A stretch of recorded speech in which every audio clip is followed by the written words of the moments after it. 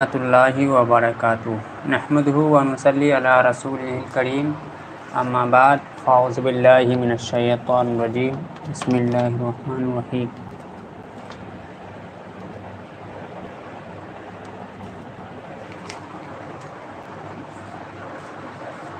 नाज़रीन किराम, आज हम लोग बात करने जा रहे हैं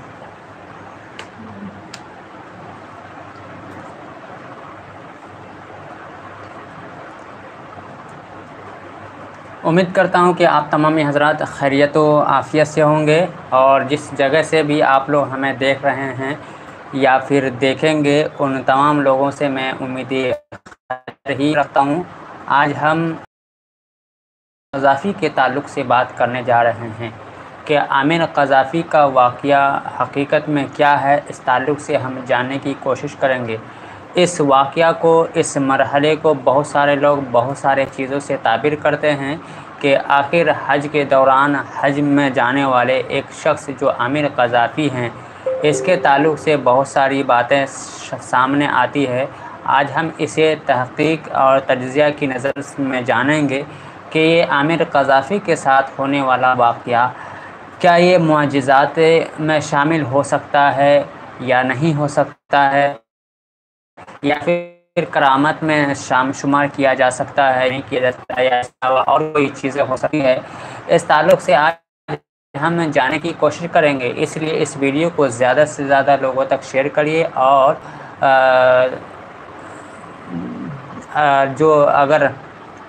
अपना कमेंट बॉक्स में भी अपना तासुरात भी हमें दे सकते हैं, पेश कर सकते हैं।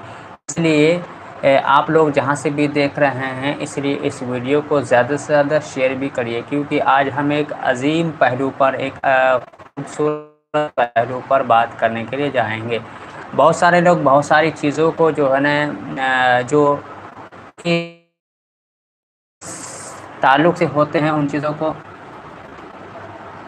अस्सलामु अलैकुम वरहमतुल्लाहि वबरकातुहू जी, इस चीज़ को समझने की कोशिश करेंगे कि क्या हकीकत में आमिर क़ज़ाफ़ी का मामला क्या है। तो आइए जानते हैं कि आमिर क़ज़ाफ़ी जो इनके साथ जो मामला हुआ है, हम इसे जानेंगे। देखिए, सबसे पहले तो हम कुरान पाक की रोह से अगर देखें कि कुरान पाक में बेशुमार करामात का तज़किरा किया गया है, बेशुमार करामात के बारे में बताया गया है। हुआ है ये करामात में रख सकते हैं या फिर मुअजिज़ात में रख सकते हैं। मायना करेंगे तो आपको मालूम होगा कि वहाँ पर औलिया किराम के साथ बहुत से जो है करामात का तज़किरा किया गया है। करामात या अल्लाह के साथ होता है और करामात औलिया अल्लाह के औलिया के साथ जो होता है, ये अल्लाह ताला की बुलंदी और क़ुव्वत को ज़ाहिर करता है। तो किसी भी ऐसे शख्स से करामत का सुदूर नहीं हो सकता है। वो जब अगर करामत हर वली के साथ ये ज़ाहिर होना ज़रूरी नहीं है, क्योंकि अल्लाह ताला के चाहत के बगैर, अल्लाह ताला के चाहे बगैर कोई भी करामत सादिक किसी से नहीं हो सकता है। आमिर क़ज़ाफ़ी के साथ जो ये करामत, बहुत सारे लोग इस चीज़ को करामत से ताबीर करते हैं। तो इस चीज़ को करामत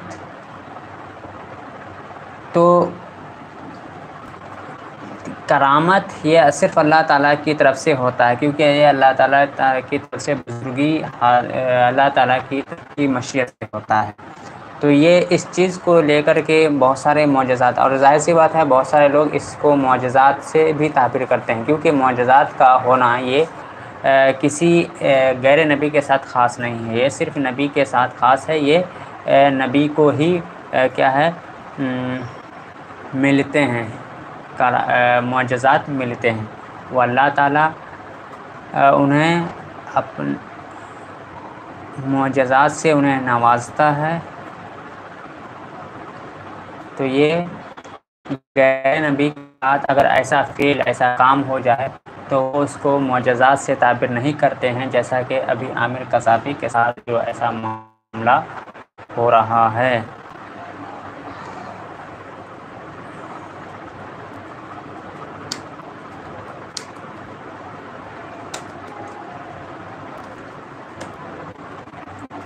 تو ناظرین آپ لوگ جس جگہ سے بھی ہیں اور جہاں سے بھی ہیں آپ لوگ اپنے کمنٹ کے بارے میں بتائیے کہ آپ لوگ کہاں سے ہیں۔ کرامت عربی زبان کا ایک لفظ ہے جس کا معنی ہے عزت، بزرگی، شرافت، بخشش اور انعام کے ہیں۔ کرامت اصطلاح میں کرامت سے مراد انبیاء سے ظاہر ہوتا ہے، بندوں سے بندوں کو ہی حاصل ہوتا ہے کہ معجزہ یہ مختلف معجزہ نبیوں کے ساتھ ظاہر ہوتی ہے اور معجزہ نبیوں کے پاس ہوتا ہے، جبکہ کرامت کی چند اہم خصوصیات میں سے یہ ہیں کہ غیر معمولی ہونا، یعنی کرامت عام انسانی قوانین اور فطرت کے خلاف ہوتی ہے، کیونکہ اس چیز کو انسان سمجھ ہی نہیں سکتا ہے، تبھی تو جا کر کے وہ اسے کرامت کہہ سکتے ہیں، کیونکہ انسان اس کے سمجھنے سے سمجھ ہی نہیں سکتا ہے۔ اسی طرح سے اللہ تعالیٰ کی یہ کرامت اللہ تعالیٰ کی ایک عطا ہوتی ہے، اللہ تعالیٰ کی من جانب اللہ ہوتا ہے، یہ اللہ تعالیٰ کی طرف سے اس کے خاص بندوں کو عطیہ ہوتی ہے۔ یہ کرامت جب بھی ہوتی ہے کسی خاص بندے کے ساتھ، اور کسی اللہ تعالیٰ کے خاص بندوں کو ہی یہ نصیب ہوتا ہے۔ ولی سے ظہور ہونا، کرامت کا ظہور کسی ایسے شخص سے ہوتا ہے جو اللہ تعالیٰ کا مقرب اور پرہیزگار ہوتا ہے۔ تو یہ کرامت اللہ تعالیٰ کے ولیوں کے ساتھ ہی، اللہ تعالیٰ کے خاص بندوں کے ساتھ ہی صادر ہوتا ہے، اور جو پرہیزگار اور متقی ہوتا ہے ایسے شخص کے ساتھ جو ہے کرامت کا صدور ہوتا ہے۔ نبوت کا دعویٰ، کرامت دکھانے والا شخص نبوت کا دعویٰ نہیں کر سکتا، کیونکہ کرامت جو بھی دکھاتا ہے یا جس کے ساتھ بھی ایسا فعل ہوتا ہے تو اس کے ساتھ وہ یہ دعویٰ نہیں کر سکتا ہے، وہ نبوت کا دعویٰ نہیں کر سکتا، یعنی اس بات کا یہ اعلان ہوتا ہے، یعنی اس بات کا سدباب ہو جاتا ہے جس شخص سے ایسی حرکت یعنی ایسا فعل ظاہر ہو تو پھر وہ ولی نبی ہونے کا دعویٰ نہیں کر سکتا، نبوت کا دعویٰ نہیں کر سکتا ہے۔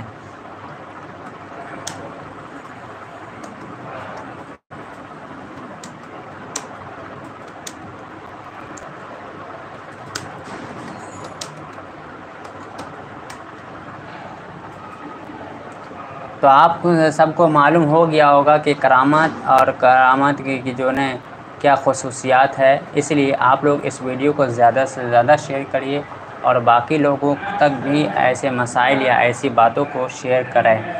محترم ناظرین، آپ کو معلوم ہونا چاہیے کہ کرامت شرعی مسائل بہت وسیع ہیں اور ان میں کئی پہلو شامل ہیں۔ یہاں کچھ اہم مسائل آپ کے سامنے میں پیش کرنے کی کوشش کرتا ہوں۔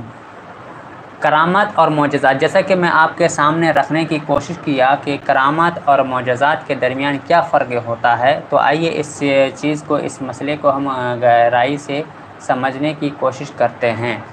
معجزہ یہ صرف انبیاء کرام سے ظاہر ہوتا ہے اور ان کی نبوت کی دلیل ہوتی ہے۔ معجزہ یہ صرف انبیاء کرام کے ساتھ ظاہر ہوتا ہے اور یہ صرف جو ہے نا اس کی نبوت کی دلیل ہوتی ہے۔ کوئی نبی جب معجزہ دکھاتا ہے تو اس کا مقصد اور اپنی نبوت کا اثبات ہوتا ہے، اس لیے اس کا انکار کفر ہے۔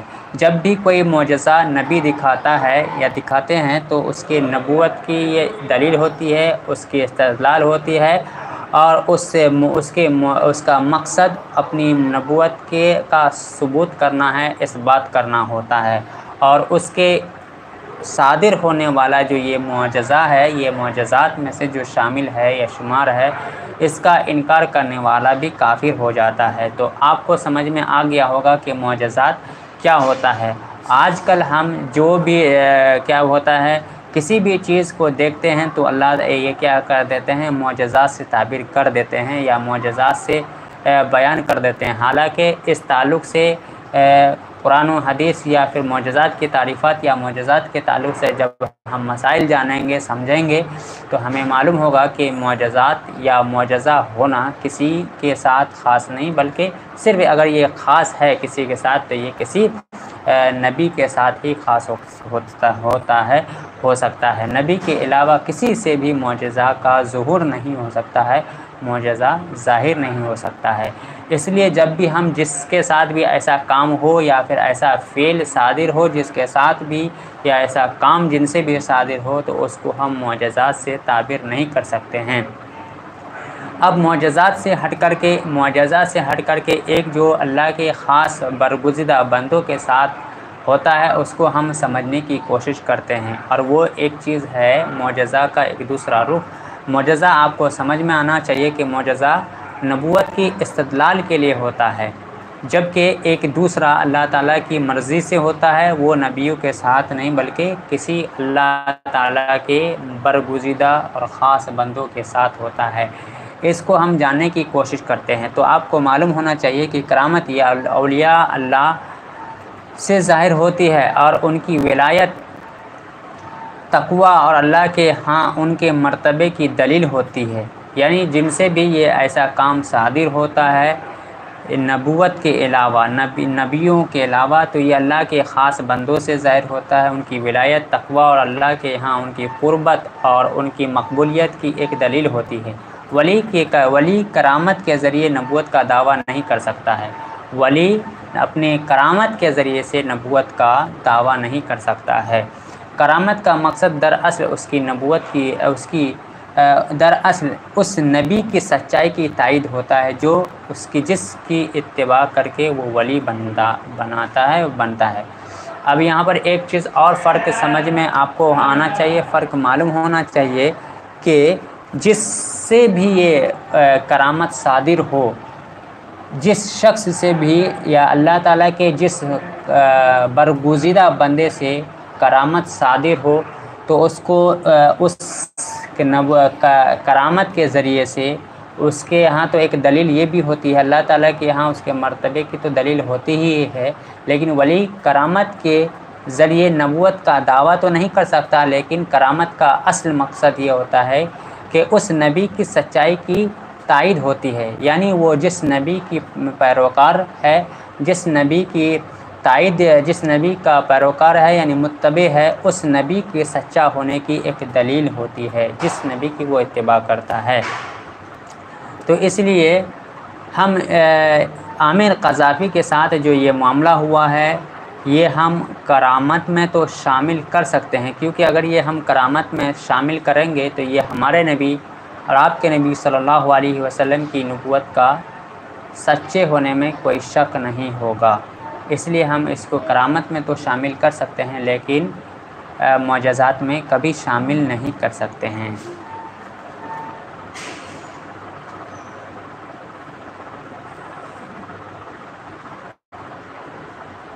مثال کے لیے میں آپ کو ایک جو ہے نا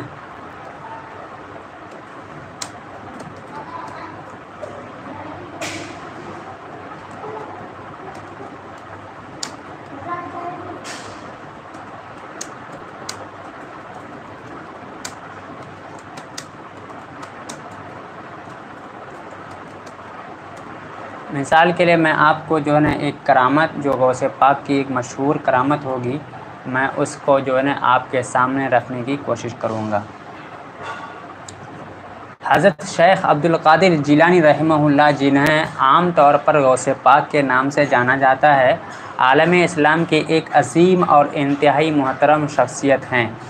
آپ کی ذات بابرکات سے کثیر تعداد میں کرامت کا ظہور ہوا، جن کا تذکرہ آپ کے سوانح حیات اور تذکرہ کی کتابوں میں کثرت سے ملتا ہے۔ یہ کرامت آپ کی عظیم ولایت، تقوی اور اللہ تعالیٰ کے ہاں آپ کے بلند مقام ہونے کی ایک دلیل ہوتی ہے۔ تو آپ سب کو معلوم ہونا چاہیے کہ دنیا آج سے یعنی کہ غوث پاک کے زمانے سے لے کر کے آج تک غوث پاک رحمہ اللہ کو ولی وقت اور غوث زمان مانتی ہے، غوث العالم، غوث اعظم مانتی ہے۔ تو ایسی شخصیت کے بارے میں کرامت کا ظہور ہونا یا ایسے شخص سے کرامت کا ظاہر ہونا یہ کوئی بعید نہیں ہوتا ہے۔ اسی طریقے سے ایک کرامت غوث پاک کی جو مشہور ہے عام طور سے،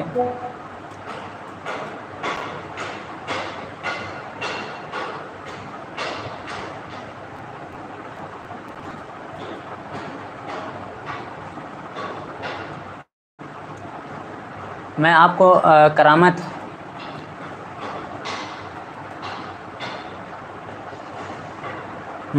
جیسے کہ ماں کے پیٹ میں تکبیر روایت ہے کہ آپ اپنی والدہ کے پیٹ میں ہی تسبیح پڑھا کرتے تھے۔ جب آپ کی والدہ چھینکنے کے بعد الحمدللہ کہتی تو آپ پیٹ میں ہی جواب یرحمک اللہ کہتے تھے۔ اسی طریقے سے پیدائش کے وقت ہونٹوں کی حرکت، آپ یکم رمضان المبارک کو پیدا ہوئے اور پیدائش کے وقت آپ کے ہونٹ آہستہ آہستہ حرکت کر رہے تھے اور اللہ اللہ کی آواز آ رہی تھی۔ روزے کی کرامت آپ رضی اللہ عنہ سے اس طریقے سے ہے کہ آپ نے پیدا ہوتے ہی روزہ رکھ لیا اور سارا رمضان مبارک دودھ نہیں پیا، صرف افطار کے وقت ہی والدہ کا دودھ نوش فرمایا۔ یہ آپ کی پیدائشی کرامت اور کرامت کی نشانی تھی۔ اسی طرح سے ایک غوث پاک کی جو ایک بھی کرامت بیان کی جاتی ہے کہ ایک مشہور واقعہ ہے کہ ایک مرتبہ بغداد میں دریائے دجلہ میں سیلاب آ گیا اور پانی کے سطح اس قدر بڑھ گئی کہ لوگ ہلاکت کے خوف سے پریشان ہو گئے اور ان کی کشتیاں ڈوبنے لگیں۔ لوگوں نے غوث پاک سے مدد کی فریاد کی تو آپ نے اپنا عصا دریا میں گاڑ دیا اور فرمایا بس یہیں رک جا، تو اس کے ساتھ ہی طغیانی تھم گئی اور پانی اترنا شروع ہو گیا، دریا کا بہاؤ معمول ہو گیا۔ تو اس طریقے سے یہ کرامت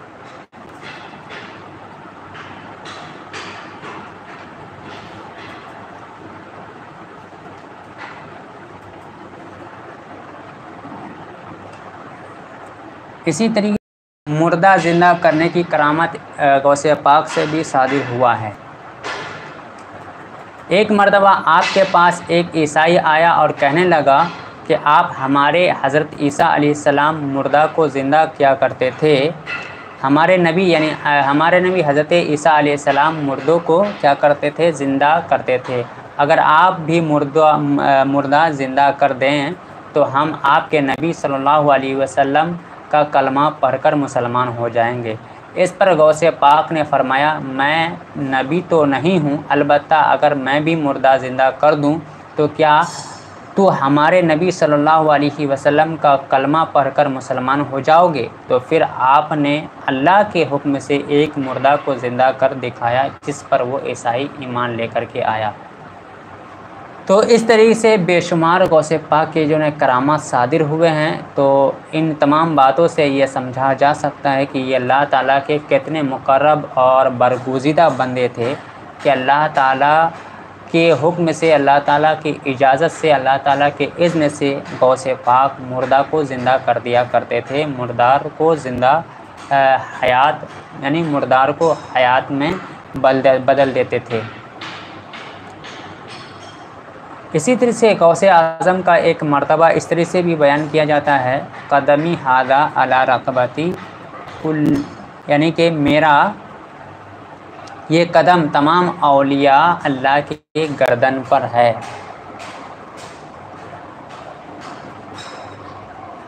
یہ ایک دعوی ولایت نہیں بلکہ آپ کی عظیم روحانی شان اور اللہ تعالیٰ کے یہاں آپ کے بلند مرتبے کا اظہار تھا۔ یہ فرمان اس بات کی دلیل ہے کہ اللہ تعالیٰ نے اولیاء میں ایک خاص اور بلند مقام عطا فرمایا تھا۔ یہ کرامت آپ کی ولایت کا اقرار اور اعتراف ہے جو آپ کے ہم عصر اولیاء اور بعد کے صوفیاء نے بھی تسلیم کیا ہے۔ آپ کو معلوم ہونا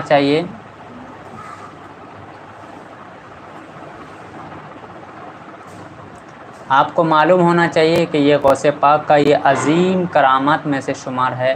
غوث پاک کے بے شمار کرامت میں سے ایک یہ بھی ہے، بے شمار مراتب ہیں، یعنی بہت مراتب ہیں، ان مراتب میں سے یہ بھی ہیں کہ غوث پاک کی جو عظمت اور ان کی شان اور ان کے جو اس ہم عصر جو بھی اولیاء کرام تھے وہ لوگ بھی تسلیم کرتے تھے، اور آج کے لوگ بھی غوث پاک کی عظمت اور جو بلند مقام ہونے کو تسلیم کرتے ہیں۔ اسی طرح سے عصا کا روشن ہو جانا، روایت ہے کہ ایک مرتبہ رات کا تاریکی میں آپ سفر کر رہے تھے اور راستہ تاریک تھا، آپ نے اپنا عصا زمین پر رکھا تو وہ روشن ہو گیا آپ کو راستہ دکھانے لگا، جس سے آپ کو راستہ طے کرنے میں آسانی ہوئی۔ یہ بھی ایک غوث پاک کی جو ہے کرامت بیان کی جاتی ہے۔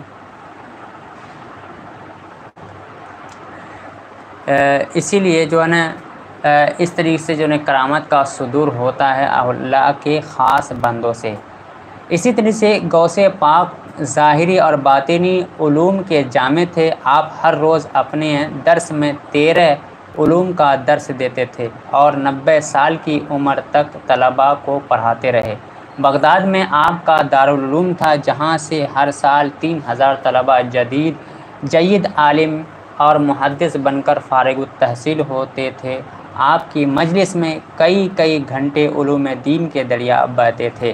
سامعین علمی پیاس بجھاتے تھے۔ یہ علمی فیضان بھی آپ کی کرامت میں سے شمار ہوتا ہے۔ تو یہ چند باتیں اور چند کرامت میں آپ کے سامنے رکھنے کی کوشش کیا۔ میں اگر اس چیز کو قرآن سے ثابت کرنے لگوں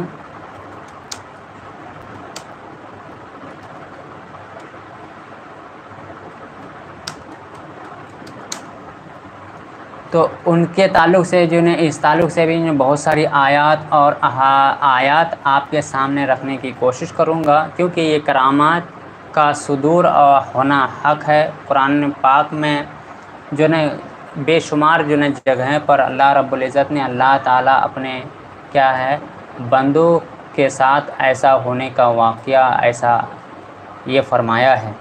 قرآن مجید میں حضرت مریم علیہ السلام کا واقعہ کرامت کی سب سے واضح اور مشہور مثال ہے۔ آپ سب کو معلوم ہونا چاہیے کہ حضرت مریم علیہ السلام کا واقعہ اور حضرت مریم علیہ السلام اور یہ جو ہے واضح دلیل ہے کرامت کا جو ایک واضح دلیل ہے حضرت مریم علیہ السلام کا یہ جو واقعہ ہے، اس کا میں آپ کو کے سامنے ترجمہ اس کا مفہوم اور ترجمہ رکھنے کی کوشش کر رہا ہوں۔ پس یعنی کہ آیت نمبر سورہ آل عمران آیت نمبر 37 ہے۔ آپ یعنی کہ یہ جو مریم علیہ السلام کی جو واقعہ ہے آیت نمبر 37 اور آل عمران سورہ آل عمران میں آپ اس کو مطالعہ کر سکتے ہیں، دیکھ سکتے ہیں۔ پس اس کے رب نے اچھی طرح قبول فرمایا اور اس کو عمدہ نشو و نما بخشی اور زکریا کو اس کا کفیل بنایا۔ جب کبھی زکریا اس کے پاس حجرے میں جاتے تو اس کے پاس کوئی تازہ رزق پاتے، کہتے اے مریم یہ تیرے پاس کہاں سے آتا ہے؟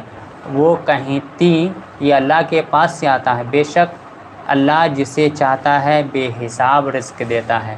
تو یہ اس طریقے سے جو ہے بے شمار واقعات قرآن پاک میں اور بے شمار جو ہے واضح دلیل اور واضح باتیں آپ کو کرامت کے تعلق سے قرآن پاک میں بھی آپ کو ملے گا۔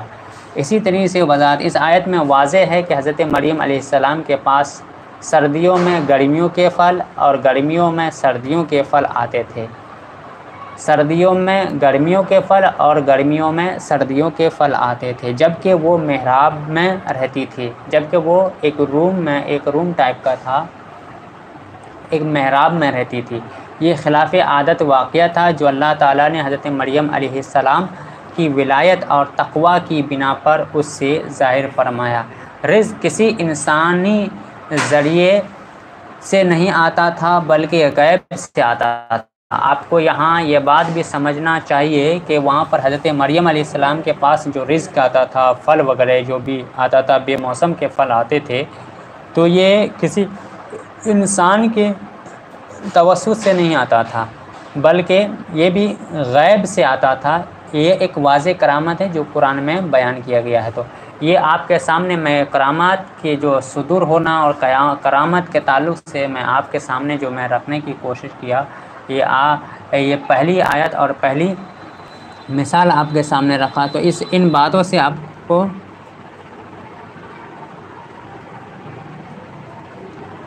ان باتوں سے سمجھا جا سکتا ہے کہ کرامات کیا حق ہے اور ان آیت کا یا ان باتوں کا انکار کرنا کیا ہے؟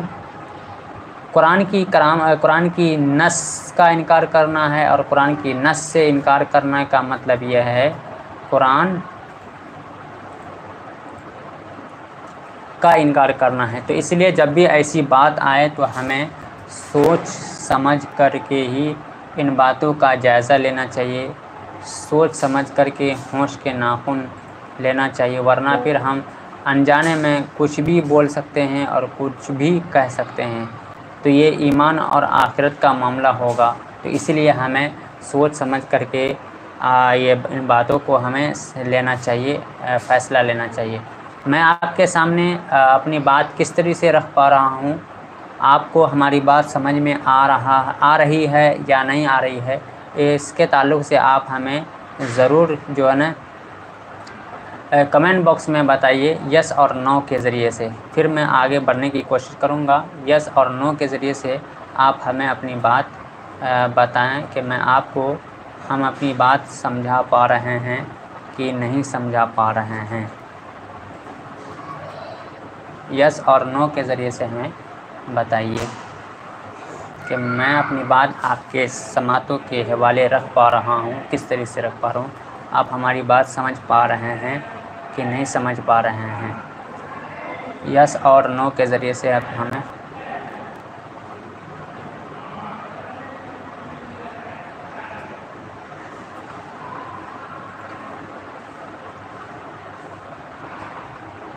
یس اور نو کے ذریعے سے آپ ہمیں بتائیے۔ یس، بہت اچھی بات ہے، تو آگے بڑھا جائے۔ آواز بھی کلیئر آ رہی ہوگی، چلیے انشاءاللہ آواز بھی کلیئر آ رہی ہوگی، آواز بھی کلیئر آ رہی ہے، چلیے میں آپ کو سمجھا پا رہا ہوں، اس کا مطلب ہمیں آگے بڑھنا چاہیے۔ اور باقی لوگ کا کمنٹ نہیں آ رہا ہے۔ اسی طرح سے ایک کرامت کی ایک دوسری مثال جو ہے ایک دوسری دلیل میں آپ کو قرآن پاک ہی سے دینے جا رہا ہوں، اور وہ سورہ کہف آیت نمبر 9 سے لے کر کے 26 تک صرف کرامت ہی جو ہے بیان ہوا ہے۔ آیت نمبر 9 سے لے کر کے 26 تک سورہ کہف کی آیت نمبر 9 سے 26 تک کرامت کا مثال اور کرامت ہی کا بیان ہے، اس لیے ان باتوں سے انکار کرنے کی کوئی گنجائش نہیں رہتی ہے۔ اصحاب کہف کا واقعہ سب کو معلوم ہے۔ اصحاب کہف اگر ولایتوں کے مراحل جاننا ہے، ولایتوں کے اقسام جاننا ہے، ولایتوں کا اگر ولایت کیا ہے، ولایت کے ساتھ کیا کن کن باتوں کا خاصہ ہوتا ہے، ان تمام چیزوں کا اگر آپ مطالعہ کرنا چاہیں گے، پڑھنا چاہیں گے، تو آپ کو میں یہی سجیسٹ دوں گا کہ آپ سورہ کہف کا مطالعہ کریں، کیونکہ یہ سورہ کہف اولیاء ولیوں کا ہی تذکرہ ہوا، اللہ کے خاص بندوں کا ہی تذکرہ ہوا ہے۔ تو اس لیے اگر ان چیزوں سے بھرپور اور پرامن اور مطمئن اگر آپ کو کچھ بھی اطمینان بخش اگر آپ کو کچھ حاصل کرنا ہے اولیاء کے تعلق سے، تو آپ کو سورہ کہف کا مطالعہ کرنا بےحد ضروری ہو جاتا ہے۔ تو اس لیے آپ کو سورہ کہف کا مطالعہ کرنا بہت ضروری ہو جاتا ہے۔ اسی طرح سے اصحاب کہف کی کرامت، یعنی اصحاب کہف کا واقعہ کرامت کی ایک عظیم مثال ہے، کرامت کی ایک عظیم مثال ہے، بہت بڑی مثال ہے۔ یہ نوجوان اللہ تعالیٰ پر ایمان لائے تھے، یہ نوجوان جو سورہ کہف میں ان تمام چیزوں کا واقعہ ہے، ان تمام لوگوں کا جو واقعہ ہے، یہ ایک نوجوان طبقہ تھا، ایک نوجوان لوگ تھے جو اللہ تعالیٰ پر ایمان کی پختگی کا عالم یہ تھا کہ اس میں پورا چیز جو ہے نا اس میں پورا بیان کیا گیا ہے، اور آپ جب اس چیز کو پڑھیں گے جانیں گے تو آپ کے ایمان بھی تازہ ہو جائے گا، تر و تازہ ہو جائے گا۔ تو آپ کو سمجھنا چاہیے، پڑھنا چاہیے سورہ کہف، خاص طور سے اولیاء کرام کے بارے میں۔ اور اپنے ایمان کے خاطر ایک غار میں پناہ گزین ہوئے تھے، اللہ تعالیٰ نے انہیں سینکڑوں سال تک نیند کی حالت میں رکھا اور پھر بیدار کر دیا تھا۔ آپ سب کو معلوم ہونا چاہیے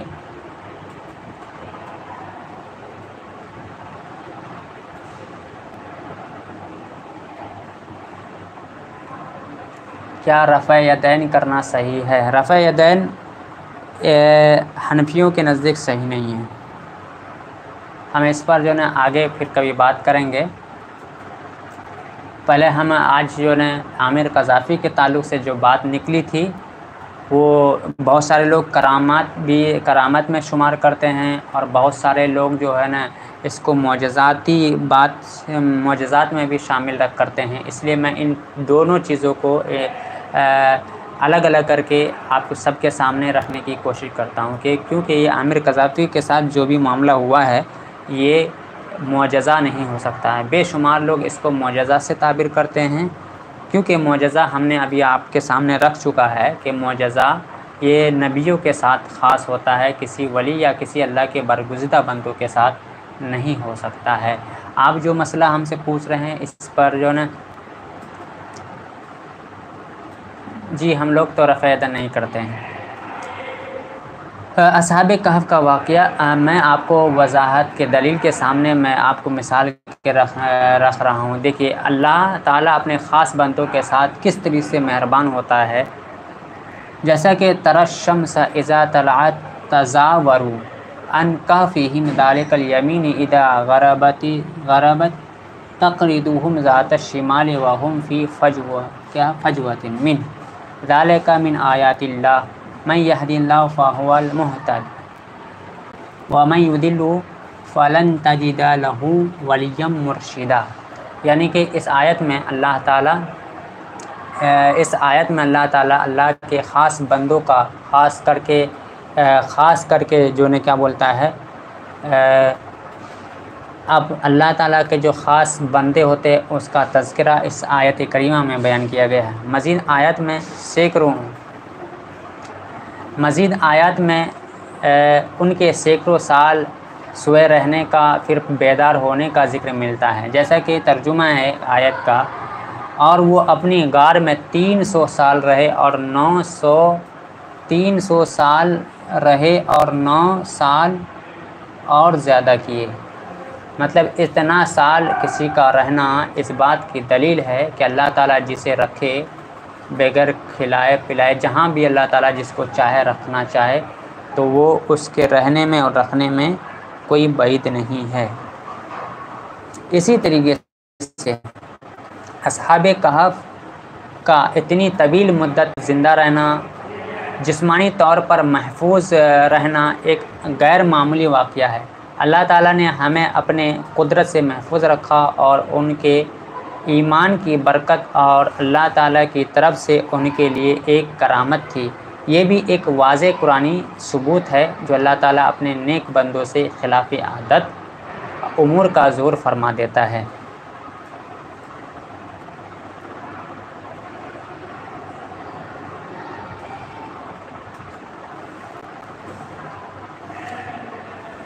اسی طریقے سے حضرت سلیمان علیہ السلام اور آصف بن برخیہ کا بھی واقعہ جو کہ سورہ نمل میں آیت نمبر 38 سے لے کر کے 40 تک اس کا تذکرہ آیا ہے. ان تمام آیات سے ثابت ہوتا ہے، ان تمام آیات سے یہ بات ثابت واضح ہو جاتی ہے کہ کرامت کا صدور ہونا حق ہے، قرآن پاک سے صدور ہوتا ہے.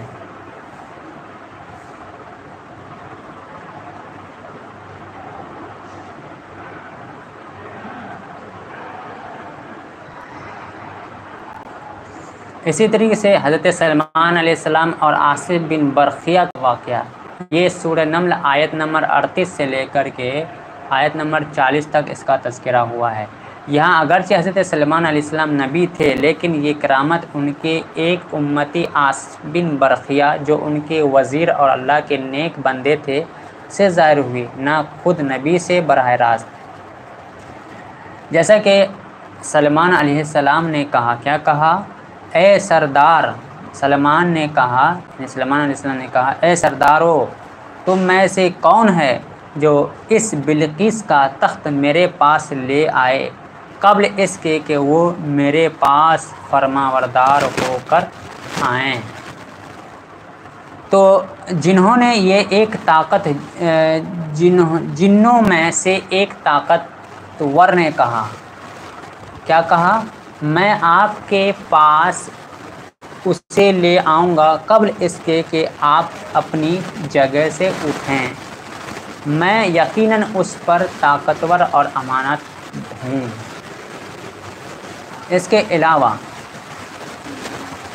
امانت دار ہوں، مطلب ایک ایسے شخص نے کہا جس کے پاس کتاب کا کچھ علم تھا۔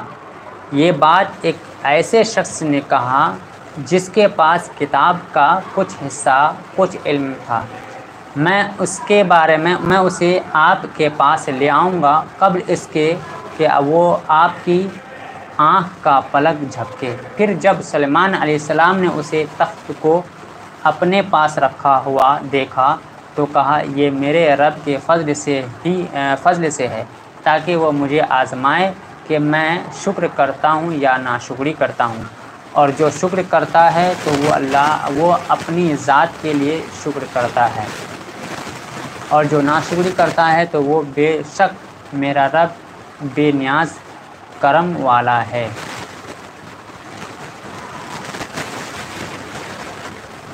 اس آیت میں جس کے پاس کتاب کا علم تھا، اس سے مراد حضرت آصف بن برقیہ ہیں۔ اس آیت میں جس کے پاس کتاب کا جو بھی تھوڑا سا بھی علم تھا اس سے مراد کون ہے؟ آصف بن برقیہ ایک ولی کامل تھا، اللہ کے بندے تھے۔ انہوں نے پلک جھپکنے سے پہلے سینکڑوں میل دور سے تخت بلقیس کو حاضر کر دیا۔ یہ ایک غیر معمولی اور خلاف عادت واقعہ تھا جو ایک ولی کے ہاتھوں سے ظاہر ہوا، اور یہ کرامت کی واضح قرآنی دلیل ہے۔ اگر اتنے دلیل ہونے کے باوجود اگر کوئی کیا کرے گا، ان تمام باتوں کا انکار کرے گا، تو پھر اس کے ان تمام باتوں کا قرآنی ثبوت ہونے کے بعد بھی اگر وہ نہ مانے تو یہ اس کی حد دھرمی اور حجتی کی بات ہوگی، اور کم عقلی اور کم فہمی کی بات ہوگی۔ اس لیے قرآن پاک میں بے شمار ایسے واقعات اور بے شمار ایسے کرامت صادر ہے جس کا ہمیں جائزہ لینا چاہیے اور جسے ہمیں کھلے دل سے اعتراف کرنا چاہیے، ہمیں اس چیز کا سمجھنا چاہیے۔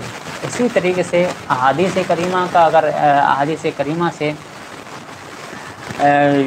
جائزہ لیا جائے تو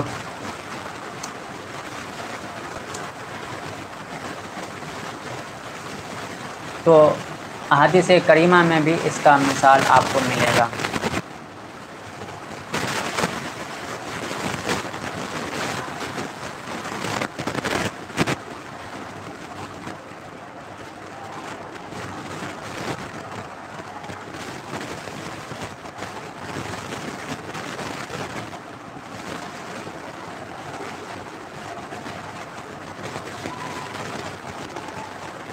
آپ کے سامنے ایک اور جو امپورٹنٹ اور بہت، جب کرامت اور معجزات جب ہم سمجھ چکے ہیں تو پھر ہم آپ کے سامنے ایک بات رکھنے کی کوشش کر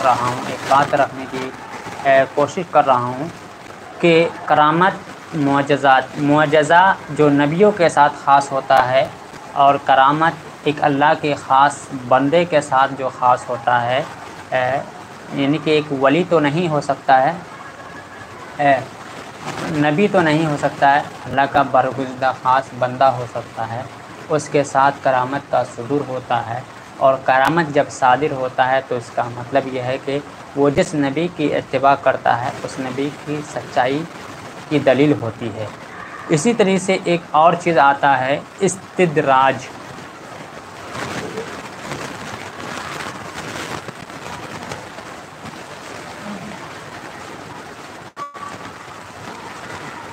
کیا آپ استدراج جانتے ہیں؟ استدراج کسے کہتے ہیں؟ کرامات معجزات تو آپ جان چکے ہیں، استدراج آپ جانتے ہیں؟ یس نو کر کے ہم کمنٹ باکس میں بتائیے، یس اور نو کے ذریعے سے ہمیں کمنٹ باکس میں دیجیے کہ استدراج کسے کہتے ہیں، جانتے ہیں یا نہیں جانتے ہیں۔ ہم نے آپ کے سامنے معجزہ اور کرامت رکھا، کرامت کی استدلال قرآن پاک سے بھی رکھنے کی کوشش کیا، اور آپ یہ بتائیے کہ استدراج جانتے ہیں؟ استدراج کسے کہتے ہیں؟ استدراج کے بارے میں جانتے ہیں؟ यस और नो के ज़रिए से हमें जल्दी जल्दी कमेंट बॉक्स में बताइए इस्तदराज किसे कहते हैं।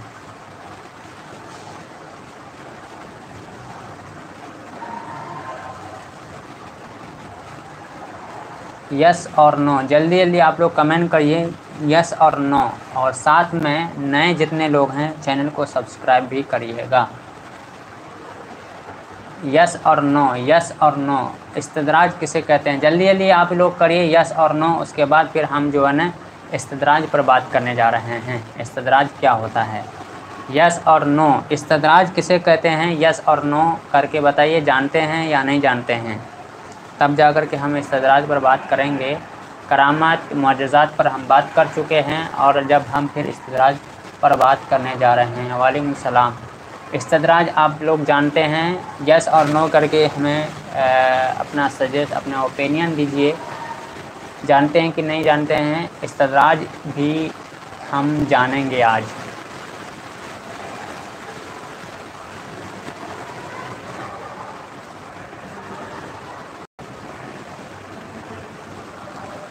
इस्तदराज जानते हैं या नहीं जानते हैं।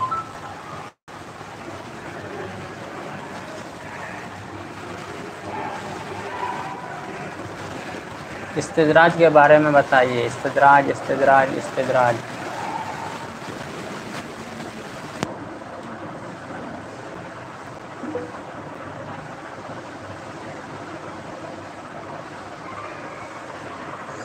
आप लोगों का कमेंट नहीं आ रहा है, तो इसका मतलब यह है कि अब मुझे बात शुरू करना चाहिए। इस्तदराज भी हम लोग जानेंगे। चलिए हम लोग अपनी बात शुरू करते हैं। करामत और इस्तदराज में फ़र्क। करामत और मुअज्जज़ात में हम लोग फ़र्क जान चुके हैं। अब हम करामत और इस्तदराज में फ़र्क जानने की कोशिश करते हैं। करामत को बाज़ औक़ात जादू या इस्तदराज से गलत फ़हमी की बिना पर खलत मलत कर दिया जाता है। ये बात आप सबको मालूम होना चाहिए कि करामत ना जानने की वजह से या गलत फ़हमी की वजह से क्या करते हैं, खलत मलत करते हैं, लेकिन उसमें बुनियादी फ़र्क होता है। किसे करामत कहेंगे, किसे इस्तदराज कहेंगे, किसे मुअज्जज़ात कहेंगे, इस ताल्लुक़ से हमको इल्म ना होने की वजह से, बातें नहीं समझने की वजह से, गलतफ़हमी की वजह से क्या कर देते हैं, एक को दूसरे से, दूसरे को तीसरे से क्या कर देते हैं, मिला देते हैं। करामत ये अल्लाह ताला की, जैसा कि आपको हम ऊपर इससे पहले बता चुके हैं कि करामत क्या है। करामत ये अल्लाह ताला की तरफ से एक ख़ास अतिया है जो उसके नेक और मुत्तकी बंदों को बग़ैर किसी कोशिश और रियाज़त के उनकी विलायत के सबूत के तौर पर अता होती है। ये हमेशा खैर और भलाई का बायस बनती है और शरीयत के मुआफ़िक होती है। आपको मालूम होना चाहिए कि ये हमेशा अल्लाह रब्बुल इज़्ज़त जिसको भी अता करता है, अपने मुत्तकी और परहेज़गार बंदे को ही अता करता है, बग़ैर किसी कोशिश और रियाज़त के उनकी विलायत का सबूत के तौर पर भी होता है। और ये इसमें जिस पहलू से भी, जिस एंगल से भी देखें, अगर ये किसी भी तरीके से अगर वो सुदूर होता है, सादिर होता है, तो क्या बोलता है कि वो उसमें भलाई का ही बायस होता है। आप अपने बारे में बताइए कि आप देवबंदी मकतबे फ़िक्र से ताल्लुक़ रखते हैं या फिर बरेलवी मकतबे फ़िक्र से ताल्लुक़ रखते हैं। आप हमारी बातों से अंदाज़ा लगा सकते हैं। हम जिस मौजू और जिस टॉपिक पर बात कर रहे हैं, बराए करम मुझे उस टॉपिक पर बात करने दिया जाए।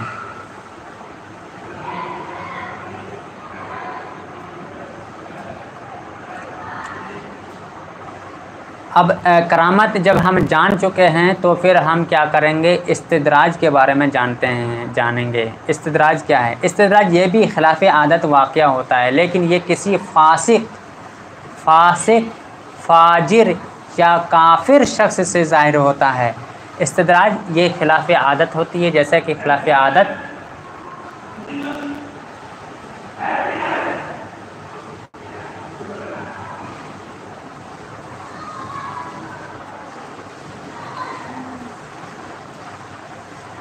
आपको इस सवाल का جواب کیسے دیا جائے؟ آپ کو ہماری باتوں سے پتہ لگنا چاہیے کہ جو نا ہم کس مکتب فکر سے تعلق رکھتے ہیں، سمجھ رہے ہیں؟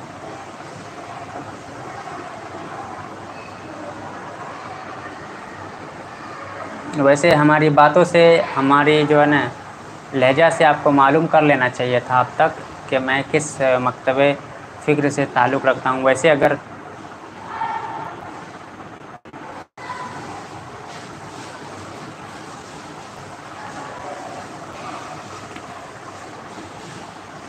آپ کا سوال ہے کیا غیر اللہ سے مدد طلب کرنا جائز ہے؟ بالکل آپ صحیح پہنچے ہیں، سنی بریلوی ہی لگ رہے ہیں ہم، سنی بریلوی ہی ہیں ہم، سمجھ رہے ہیں؟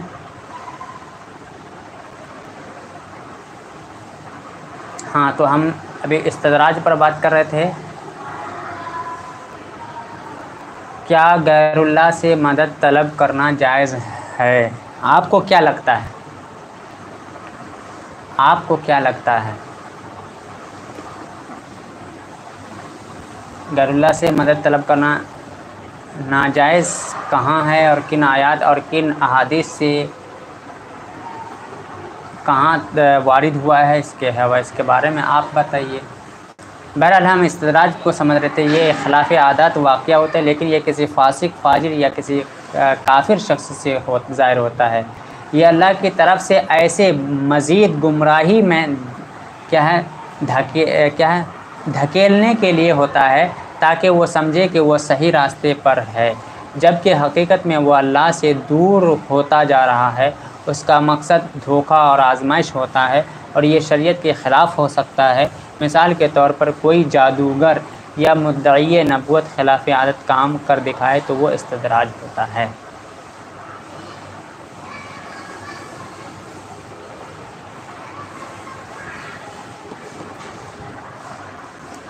آپ ابھی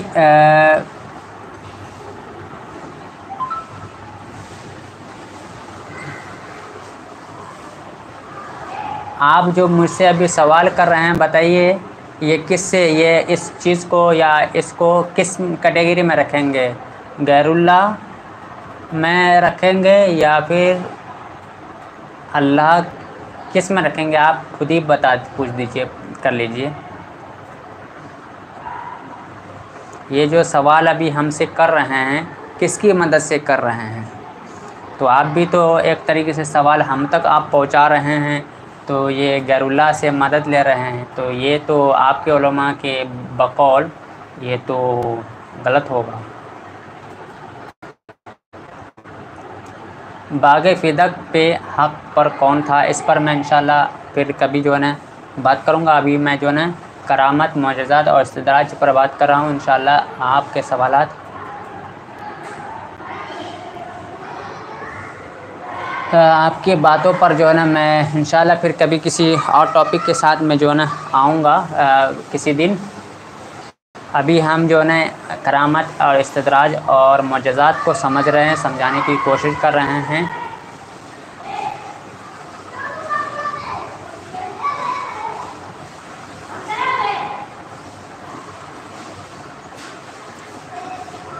سحر، جادو، یہ بھی خلاف عادت کاموں میں شامل ہے۔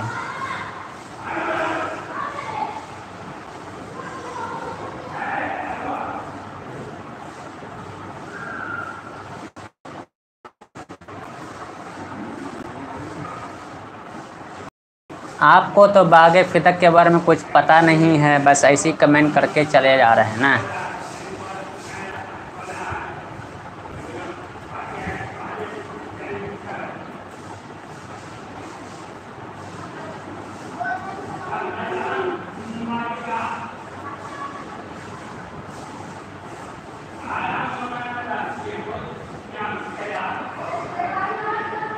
نماز پڑھتے ہیں، نماز پڑھتے ہیں آپ اپنے بارے میں بتائیے، نماز پڑھتے ہیں مولانا صاحب؟ میں جو پوچھ رہا ہوں پہلے یہ بتائیے، آپ نماز پڑھ رہے ہیں؟ بتائیے۔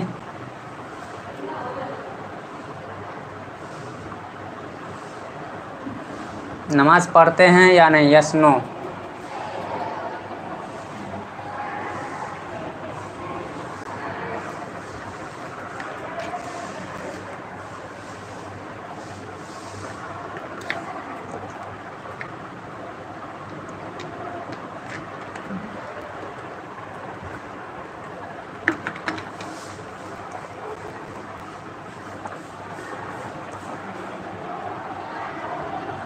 वालेकुम सलाम। ये बताइए, नमाज़ पढ़ते हैं ना आप सब जो सवाल कर रहे हैं?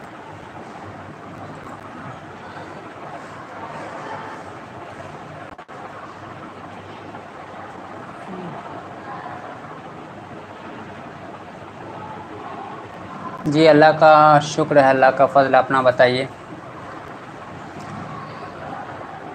जी मैं बिहार से हूँ। मैं तो बिहार से हूँ, आप कहाँ से हैं? मैं तो बिहार से हूँ, आप कहाँ से हैं?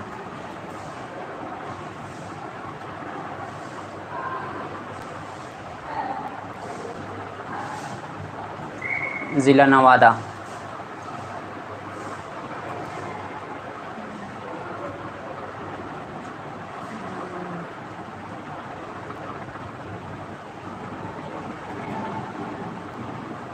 आप अपना बताइए कहाँ से हैं?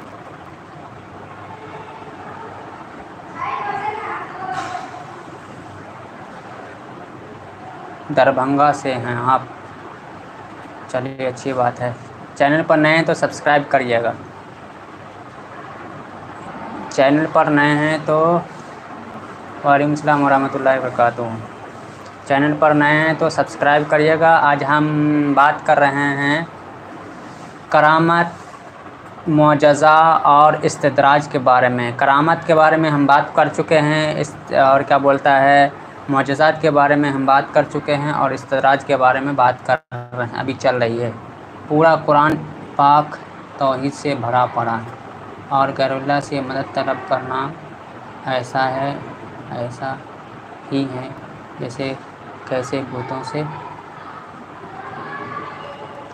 अरे आप जो है ना कुछ पढ़े लिखे होते तो जो है ना ऐसी बात करते ही नहीं। क्या आप हमको अलग टॉपिक पर ला रहे हैं? हम किस पर बात कर रहे थे, और कैसी कैसी गलतफहमियाँ आप लोगों के दरमियान फैली हुई है। मुअज्ज़ज़ात को करामत को मुअज्ज़ज़ात, इस्तिदराज को मुअज्ज़ज़ात, और पता नहीं क्या क्या क्या बातें फैली हुई हैं। तो हम इन चीज़ों को समझा रहे हैं, बता रहे हैं, और आप हमको किस तरफ ले जा रहे हैं। बहरहाल मैं इस पर भी जो है इंशाअल्लाह अज़्ज़ा वजल बात करूँगा, समझ रहे हैं? तो आप लोग जो है सब्र करिए, इंशाअल्लाह अज़्ज़ा वजल इन तमाम बातों पर भी जो है हम बात करेंगे। पूरा कुरान किस चीज़ से भरा हुआ है।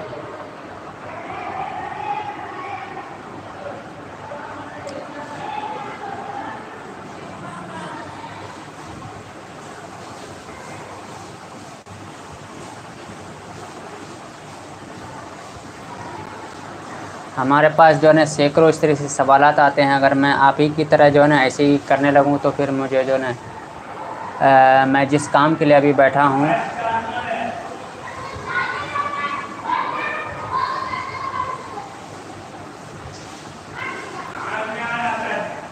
तो फिर जो है ना फिर मैं मुझसे वो काम नहीं हो सकता है।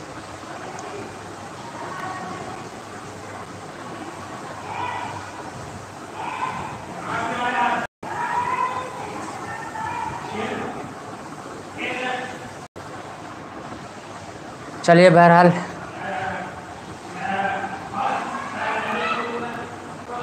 जी बोलिए, आप लोग बोलिए।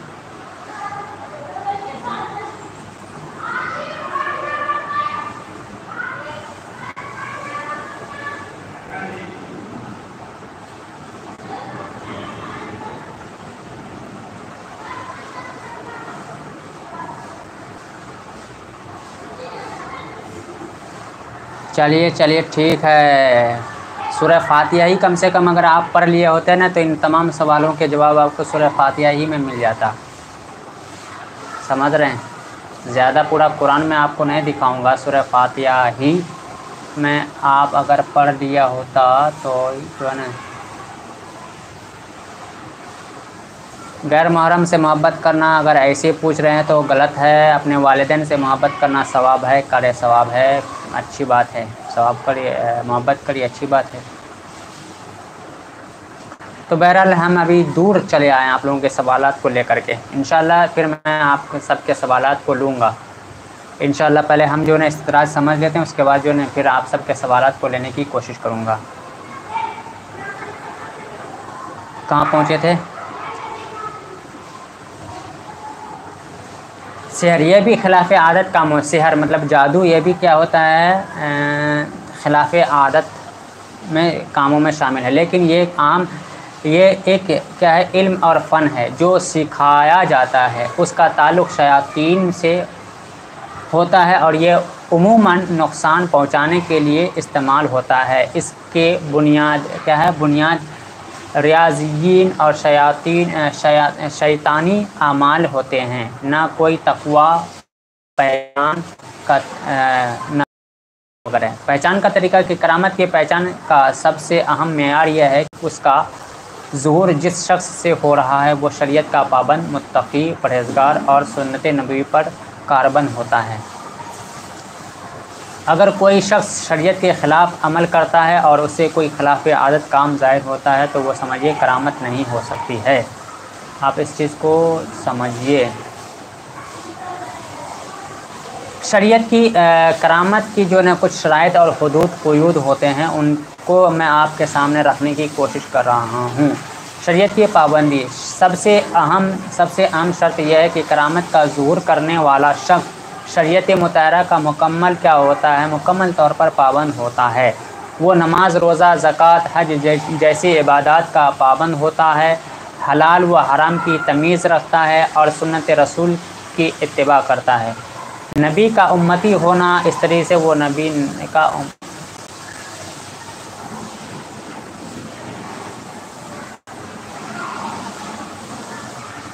ابھی ہم آپ کا جو ہے نا سارے سوال لے رہے ہیں، آپ بہت جو ہے نا کچھ ادھر سے ادھر کر رہے ہیں۔ ہم آ رہے ہیں، ٹینشن نہ لیجیے۔ نبی کا امتی ہونا، کرامت صرف انہی سے ظاہر ہو سکتی ہے جو خاتم النبیین حضرت محمد صلی اللہ علیہ وسلم کے سچے امتی ہوں اور آپ صلی اللہ علیہ وسلم کی تعلیمات پر عمل پیرا ہوں۔ کوئی غیر مسلم یا ایسا شخص جو نبی کی نبوت کا اقرار نہ کرتا ہو، اس سے کرامت کا ظہور ممکن نہیں ہے۔ نبوت کا دعویٰ نہ کرنا، یہ اس شخص کی جو کرامت جس سے ظاہر ہوگا وہ نبوت کا دعویٰ بھی نہیں کرے۔ کرامت کا حامل شخص کبھی بھی نبوت کا دعویٰ نہیں کرتا۔ اگر کوئی خلاف عادت کام دیکھا کر نبوت کا دعویٰ کرے تو وہ نبی نہیں بلکہ کذاب، جھوٹا ہے۔